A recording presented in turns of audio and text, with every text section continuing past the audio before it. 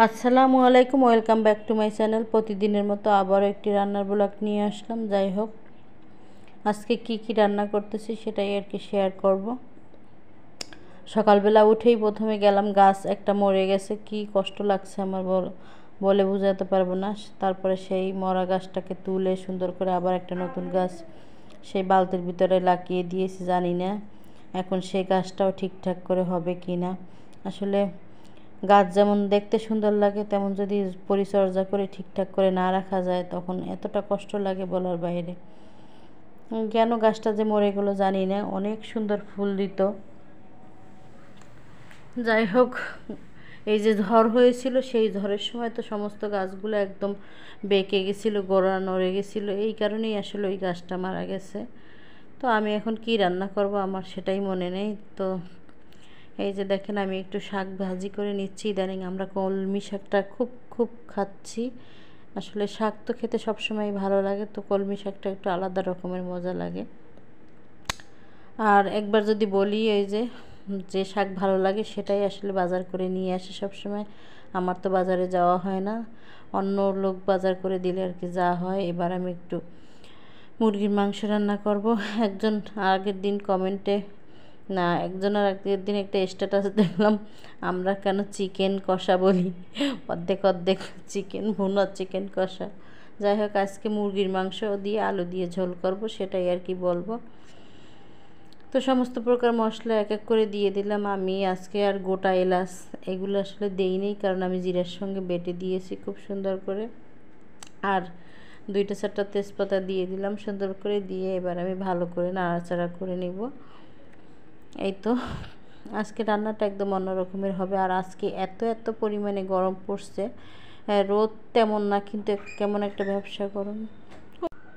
কি এক আজব কথা বলেন তো, এখনও ভয়েস দেওয়ার সময় কেউ আসলে আর কথা বলতে পারি না, কেমন ভ্যাবাচাকা খেয়ে যাই।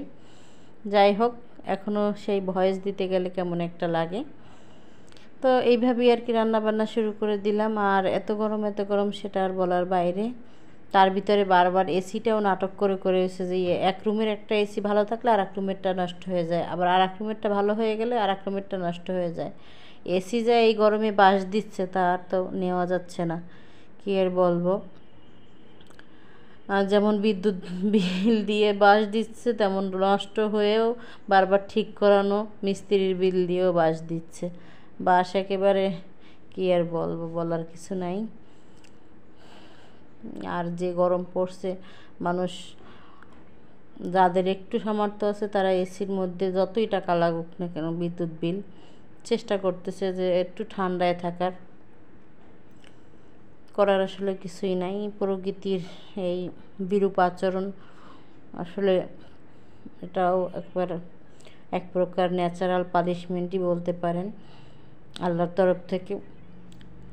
এই সময় বৃষ্টি হওয়ার কথা, বর্ষাকাল, প্রতিদিনই একটু করে বৃষ্টি হবে, অথচ বৃষ্টির নামমাত্রা নাই। দেখবেন ধুমধাম করে মেঘ করে আসছে, বাতাস হচ্ছে, দেখা গেল 10-15 মিনিট এক ফোঁটা বৃষ্টি নেই। তাহলে কি বলবো বলেন, আর কিছুই বলার নেই। এবার আমি ভালো করে মাংসটাকে কষিয়ে নিচ্ছি। আর ওইভাবে প্রথমে একটু কষিয়ে নিলাম, তারপর একটু ঝোল দিয়ে আবার কষিয়ে নেব, তারপরে